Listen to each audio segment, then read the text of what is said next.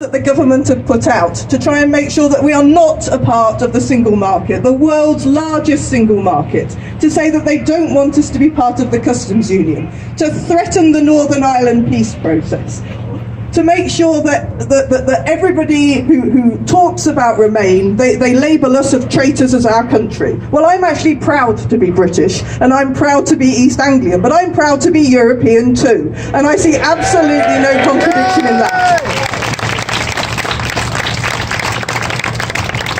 And it is so vital at this moment, with 1 year to go, that our voice is heard.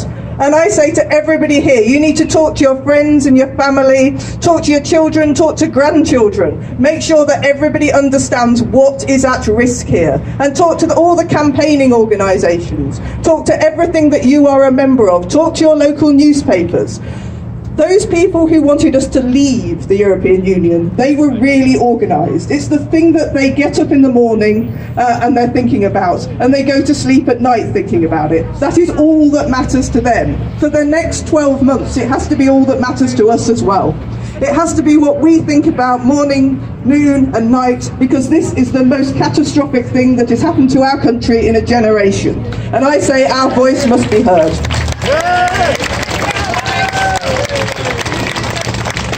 So I don't care what you wear, you can wear blue and yellow or you can wear the Union Jack. I think that what's most important is that we come together and that we talk to Leave voters as well. It's no good just talking to ourselves, because what I know for sure is that Leave voters in the main did not vote for Brexit at any cost. In fact, they were told that money would flow into our country if they voted for Brexit.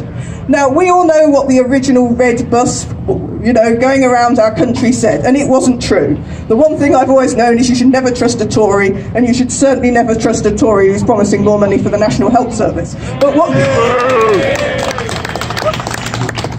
we need to do now is get our messages right. Make sure that we're talking to those Leave voters who can now see for themselves what is happening. And we need to bring the country together, but we need to explain to people in our country and people right across the world that we are proud to be a tolerant, open-looking nation, but a nation that takes seriously our rights, and a nation that takes seriously that we want to prosper. Because I want our country to prosper, and the only way we will do that is to maintain a close and profitable relationship with our nearest and closest partners. So thank you ever so much for coming today. When bad things happen, the only thing that you can do is unite and organise. So please go back to all of your areas and continue to do so. Thank you very much. Thank you very much, Alex.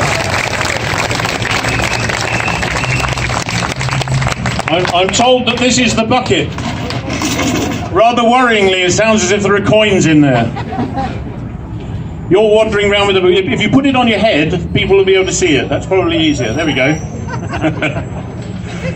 Alex, thank you very much. Alex has gone into the lecture room to give her first talk. She said we've got a year. I don't believe we have. Vince Cable, speaking in London on Tuesday, said we've got 100 days. If we take summer holidays and school holidays out of all this, and know that there's going to be a meaningful vote in Parliament in September or October, we've got 100 days. And that's not an awful long time to do an awful lot. And that's why it's so important that you're here today, but it's also so important that you go home and you talk to other people. My family have banned me from talking about the EU. They've had enough after 18 months, but that's not good enough. They've got to listen, and we've got to all be doing that. Now then, our second speaker is Daisy Cooper. Daisy Cooper. Now, Daisy is Lib Dem spokesman for Hertfordshire and St Albans. There we go. Thanks, Tim. Good afternoon. That's it. I live in St Albans. I'm Suffolk born and bred. I'm an East Anglian and I'm European. Right, give me a shout if you're under 30. Give me a shout if you're over 60. I love that. Don't you love that? Who said that people over 60 voted for Brexit? Nonsense. If you're anybody else, give us a shout as well. Now, I said I'm an East Anglian. I am. I love East Anglia. And I absolutely hate what Brexit is doing to our region already, let alone what it could do in the coming months and years. If there's one thing that we've learnt in the last couple of years, is that things can change really quickly. They can change really, really quickly. And they can, and they will, again. If things do change quickly, are you ready? Yes! Are you ready? Yes! Let's just touch on what's happening in our gorgeous, gorgeous eastern region. Just this week, the Prime Minister sailed our fishermen down the river. She was always going to do it. Yeah, she was. Now, we know that the fishing industry actually is worth less than 0.5% to Britain's GDP.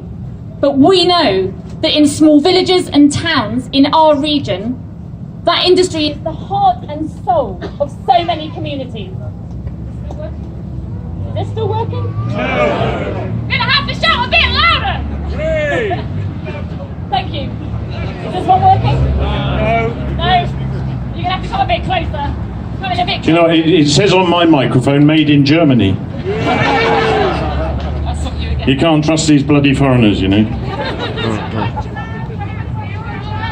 There we go. Is that it? There we go.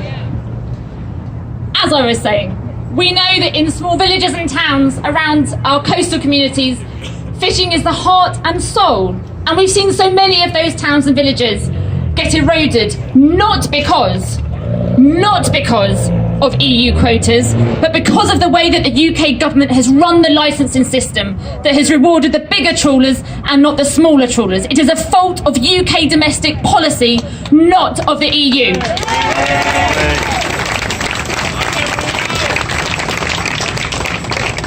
Farmers. I have farmers in my family. Some of them voted for Brexit. I tell you what, they're getting a bit nervous now. We know already that in the fens out in Cambridgeshire, there are already fruit and vegetables rotting in the fields because they cannot get enough seasonal workers from EU countries. It's because the pound has dropped in value. It's not worth their while coming here anymore. This is a major, major problem. If we have to export, we do export lots of meat. I love a Suffolk sausage as much as the next person. We know that we export a lot of meat and fish. Leaving the customs union could mean it takes longer to export those things. If you have to freeze your meat and your fish, then the price goes down and it will be the people of East Anglia who suffer. And we have research and innovation. If you're in Suffolk, you will know that we have the BT Research Hub in Martlesham. In Cambridgeshire, we have the Bioinformatics Centre. In Hertfordshire, we have Rockhampstead Research. These are places that work across on a pan-European basis to build homes that are flood-resistant, to develop drugs that will make us healthier and live longer. These are the kind of things that we will sacrifice if we leave the EU. We're 1 year on. We are 1 year on from Article 50 being triggered, and the government has failed. The government has failed to provide any clarity or any reassurances to any of the industries or people across our eastern region. We must not rerun the arguments of 20 months ago. We must just look at what has happened since. On Northern Ireland, there is enough fudge to fill a sweet shop. It is irresolvable, and it's going to fall apart at some point. On the NHS, did you know that the man who won Nurse of the Year this year is a Spanish nurse and he works in Galston Hospital? He is so nervous about his future, he may not stay. We have fewer health workers coming in, we have more leaving, and at the current rate there may be no EU midwives left in the UK in a decade. Citizens' rights, nothing guaranteed. Gibraltar, nothing guaranteed. Divorce bill, we're going to be paying it for years. Passports, a meaningless gimmick. Are you angry? Yes! Are you angry? Yes! Then you should tell everybody that you are. Nothing is agreed until everything is agreed. And the only question that matters now is what is the deal and who signs it off. There is a clear choice. Either politicians sign it off or the people sign it off. I want it to be the people. Do you? Yes. Yes. Let's make sure we get that vote. Thank you very much, Daisy. Daisy was saying that she's from Suffolk. You live in Hertfordshire. I've just been to 33 cities around the country. And as I was saying earlier, we gave the microphone to people who didn't agree with us. And in Chichester, a gentleman came forward, and he was the chairman of the local UKIP group. And he gave his speech, and he ended up by saying, "We want our country back." And I said to him, "Well, do you know what? I'd like my country back."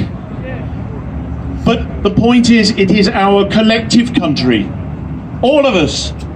And it's only 5 years ago that we were celebrating a wonderful Great Britain at the London Olympics in 2012. What has happened to this country in the last 2 years? It breaks my heart. I didn't hear that, sir. Boris Johnson. You've given me a wonderful cue. This is not supposed to be self-promotion, but I'm going to sing you a little song. Never gonna give EU up, never gonna let EU down, never gonna forget lies and deception, never gonna say goodbye, you're always gonna hear me cry, Stanley Johnson, why didn't you use contraception?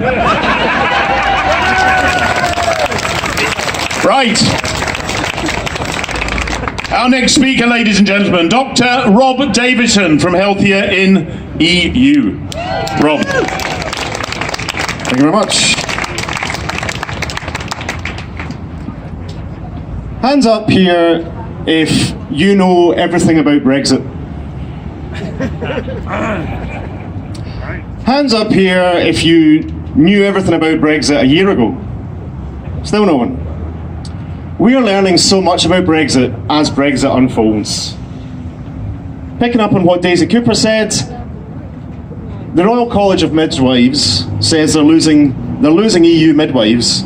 More are leaving this year than joining. It's so bad we'll have no EU midwives in a decade. Now, let's face it, the NHS has been a bit of bother for a while. You know, we're short 3,500 midwives already. That's why we can't afford to have no EU midwives. Now, let's be fair. No one voted for fewer midwives. No one voted for fewer nurses, radiologists, social care workers, statisticians, support workers, doctors. No one expected this. No one wanted this. Brexit voters didn't want it. Remain voters didn't want it. The people that stayed at home didn't expect it or want it. The loss of EU midwives is, to many people, an unexpected consequence of Brexit. Let's face it, Brexit has taken much longer than anyone expected. It is much more complex than anyone expected. I think it's certainly much more complex than David Davis, Liam Fox, Ian Duncan Smith expected. They still don't know what's going on for most things. They still don't have a plan for most things. Now, I've been working for Scientists for EU, Healthier in the EU, for 3 years. I've been working full time on Brexit, researching it, working out what's going on. Even I didn't know everything about the Irish border. Like, who knew the EU's single market and customs union was actually a major factor underpinning the Good Friday Agreement? No one. Who'd heard of the European Medicines Agency before Brexit? I had to. Who'd heard of Euratom, or knew that we import cancer drugs from the EU, and if they don't get here to the patient within 60 hours, they just run out of puff. You can't use them. None of this was discussed. I mean, no one knew we were leaving Euratom. No one knew that we'd lose access to the European Medicines Agency. It just wasn't discussed. Didn't we all think that we'd be able to keep some things? The way Brexit's turning out, we're not going to keep anything. We're out, we're gone. But when the result came in, Mike Galsworthy and I, a bit disheartened, but we thought, right, okay, well, I guess we've got options. We'll be able to go for one of these Norway deals, or we'll go for the Switzerland deal. We'll be able to fight for a bit of access to the science programmes, and we'll fight for the Medicines Agency, and we'll be able to get something. We'll keep something. But none of that's happening. We now know the truth. We now know the official title. We're third country status. We are out. We are out on our ear. That means that we don't access EU science. We don't access new medicines within the EU. We don't access business in the EU. No one voted to be poorer. No one voted for fewer nurses or slower access to medicines. A lot of stuff has happened in the last year. We now know a lot of things. The public now knows a lot of things. The whole of the public, not just the people here with the amazing colours on and the flags and the marching and singing. The whole public knows a lot more things now than they did before. MPs are beginning to learn things they didn't know before. Now, when the facts change, when you learn new things, I don't know about you, I tend to review what I'm doing. I tend to look at it myself and go, well, I didn't know that. Oh, it's interesting. What am I doing? Well, I might even begin to alter my strategy. I might even begin to think about, well, maybe I should take the left-hand turning instead of the right-hand turning. Maybe I should look at what I'm doing. What do you do when you learn new things? David Davis, our inglorious Brexit leader. David Davis used to say, a democracy that can't change its mind ceases to be a democracy. Doesn't say that anymore. David Davis used to say, you should only have a referendum when people know what they're getting. Now, all last year David Davis said that he knew what we were getting. He had 57 impact assessments covering the whole gamut of things. And then earlier this year he said, oh, actually, I've not done my homework at all, the dog ate it, sorry. He doesn't know what we're getting. So under his own rules, the referendum was a bit early, because we don't know what we're getting. He used to say, on that basis, that the public should be given a vote at the start to give the government a mandate, and then later on, once we knew what they were getting, the public should be given a vote so that they can decide if the government's done a good job or not. He doesn't say that anymore. Since David Davis got the result he wanted, he says you're not allowed to vote anymore. He says you're not allowed a decision on this. It's all down to him and his mates. It's down to him and his cronies. I don't think that's a very good deal, do you? No. So he's got a seat at the top table and he says the public shouldn't have a say anymore. I say he's not doing a very good job of it. Yeah. I say I don't trust him to get a good deal. Yeah. I say that we, the public, should have a say on what he does. Yeah. I say we should be able to hold him to account. Yes. We should check his homework. Yes. We should find out what he's done. Yes. And then we should be able to say if it was right or wrong. Yes. You're all with me then? Yes. So, what we need to do is we need to take democracy back. We need to take control of this situation. We need to take it out of the hands of David Davis. Once he's done the best he can do, which I don't think any of us agrees is very good, then we should take control and we should have the public vote on the Brexit deal. Yeah. Thank you.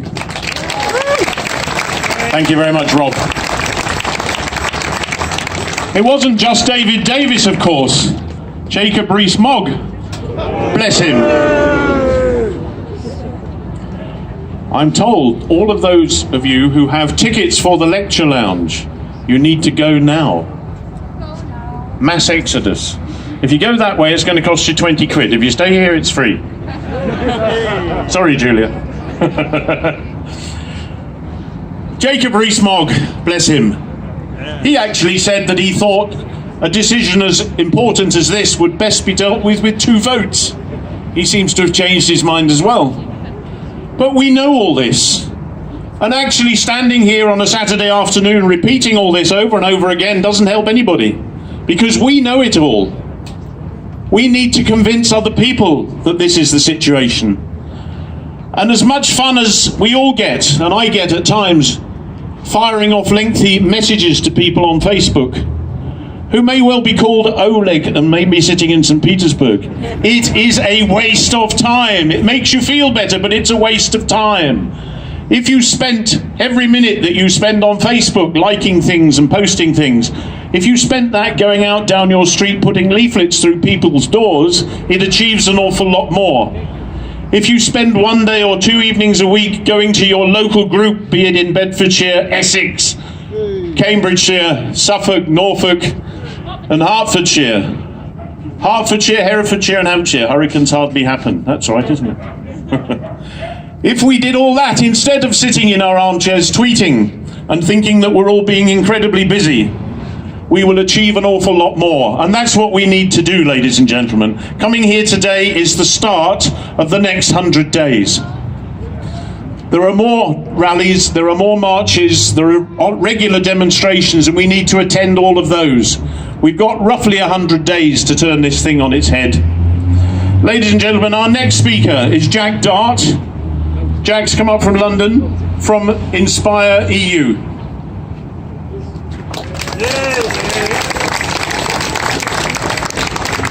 Wow, hello, how are we? My name is Jack. You may have seen my ugly face on the internet. I do various videos for various different pages and groups, and I am one of many, many young people working around the country to try and, let's be honest, stop Brexit. Because at the end of the day, for young people like myself and young people who, let's be honest, aren't here in large numbers today, it's their futures that are being taken away. Now, I'm not going to talk for too long because there are other great speakers who are going to talk for you today. But what I do want to say is this.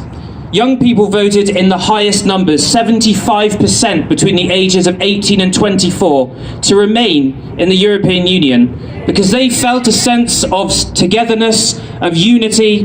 They saw the prosperity offered by the European Union, and that's why, I believe, we voted in such high numbers to remain. It's very, very difficult to get young people to engage in politics, as we know. Political apathy is a big problem in this country. But let me assure you, as a young person who's working alongside other groups like Our Future, Our Choice and the Young European Movement in London, we are working very, very hard, launching campaigns to try and get young people to come out and to engage in this discussion. Young people, I believe, are the backbone of democracy. We are the next generation, we are the future. And I don't want to take anything away from older people in this country because you still have to live with the result of what Brexit is going to bring. But we must try to encourage young people more to get involved in this discussion.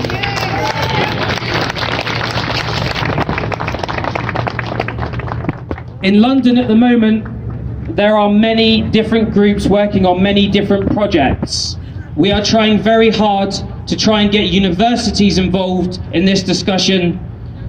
And at the moment, the updates are very good, I can tell you. We can't really give any solid updates, but here's the big thing, is that as we progress through the next few, and like you say, 100 days, which is pretty much all we've got, 6 months perhaps at that, we know that this community that has been so strong, has organised marches across the country and has got together and done so much in such a short time, we know that we can really make an impact. And actually, for my parents' sake, who both voted to leave the European Union, I would just like to them, and to everybody else who voted to leave, that we're not doing this because we like Britain.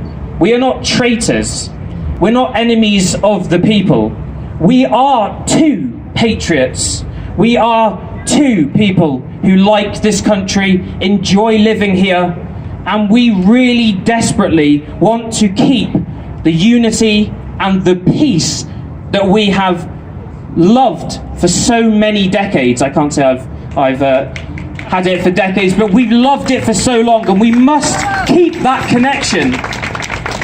So thank you very much for listening to me, and hopefully we have a great rest of the day as well. Thank you very much. Thank you very much, Jack. Jack was talking about peace. My mother is 88, and about 75 years ago, she was hiding under a kitchen table in South London whilst the family were being bombed by Germans. 40 years later, her first daughter-in-law, my wife, was German. 30 years after that, her first great-grandchildren come from 8 different EU countries. We talk about the cost of the EU. And when we stopped with our bus in Worcester, a teacher came forward and he said, "What does the EU cost us?" He got out his tax return, and on the back of your tax return is a little chart that shows how much of your money went to the EU. And a teacher in Worcester, I don't know what his salary is, 30, maybe 40,000. His EU cost for 2016 was £22. That's 40p a week. And that, to me, you try and get life insurance at 40p a week. Right, ladies and gentlemen, our next speaker is Carol Converse from In Limbo. The books are on the counter inside. Please go and buy one. As I've said already, it's a tragedy that they've ever had to write this thing, but it is very, very moving. You're going to do a double act, are we? We are. I'm speaking first. Are you Bonjour, speaking? Ipswich. Oh, triple act. Blimey. So I'm here. Thank you so much for inviting us. We're really pleased to have a voice here today. So I'm here to speak to you about my experience as a French citizen who's lived here in the UK for nearly 30 years, and my personal journey and also the project we've been involved in. So I arrived in the UK just to see what it was like because I was learning English, and then I thought, well, I quite like Brighton actually. That's where I landed. And I stayed, and then I met my partner, and we're still together, and then kind of life happened, so I settled here. And all these years I've just been a European, living in Europe quite happily. And then kind of woke up, I mean, in my Brighton bubble, I thought there's absolutely no way this country is going to vote to leave. And then it was an absolute shocker the next day, and my life changed from one day to the other. All my circle was British, so all my colleagues were British, my friends were British, and many people did not understand what was going on. Some of them were leavers. I lost a lot of friendships. Others, which was even more painful, are the ones who say, "Oh yes, we'll fight with you, of course we'll fight with you," and then there's nothing, they kind of disappear, don't turn up on marches like you are today.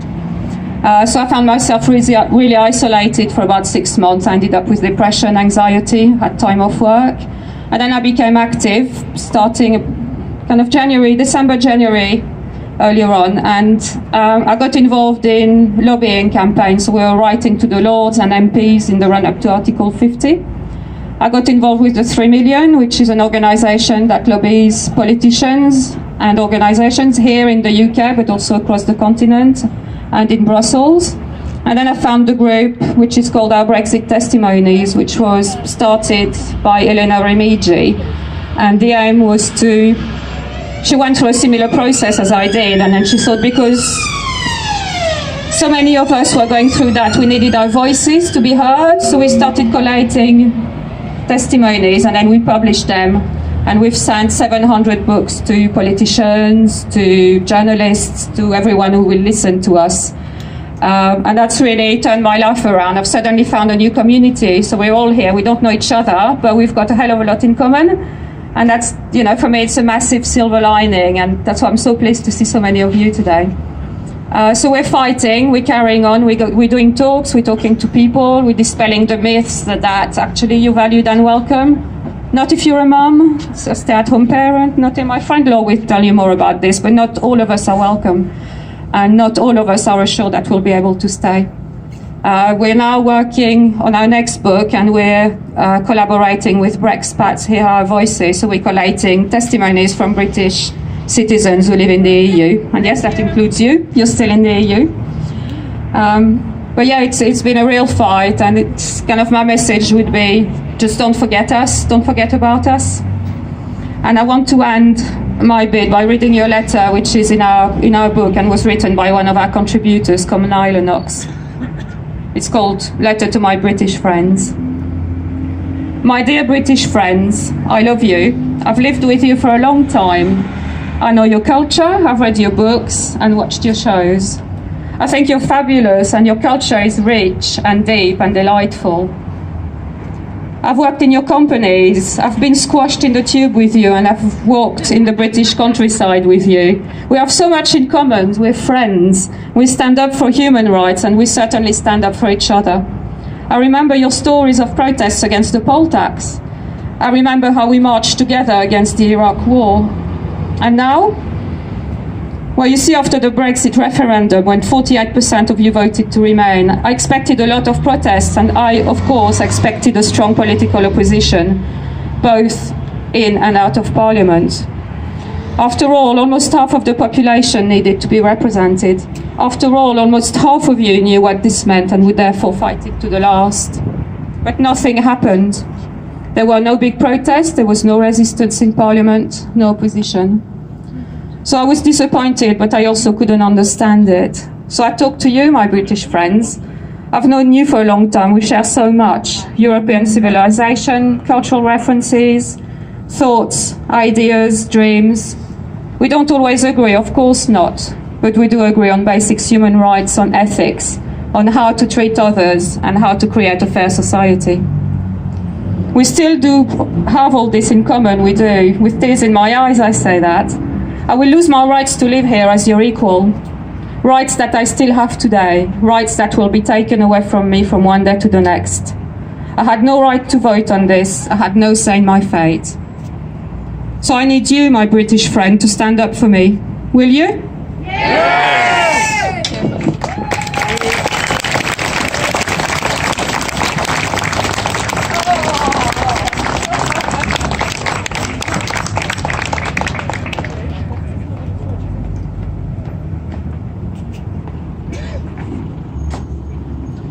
Hello there, thank you so much for being here. My name is Laure and I've been here for 31 years, similar to Carol. I've got a British husband, I've got British children, and guess what? I do not qualify for permanent residency. Now this might come as a surprise for some of you because, you know, it's made to believe that it's all going to be sorted, and it is sorted and dusted. No, it is not. And I also would like to give a voice for the forgotten voices that were denied a vote. You know, EU citizens' rights are not sorted, despite what so many have been manipulated to believe. And some of them, you know, might have had it easy, but that doesn't mean that we all get to be treated the same. We all have different circumstances, and it should not be up to this government to decide who is worthy and who is not. Are you a worthy migrant? What does that mean for me, an artist? They don't want me here. So we are told you should have taken British citizenship before, and why can't you be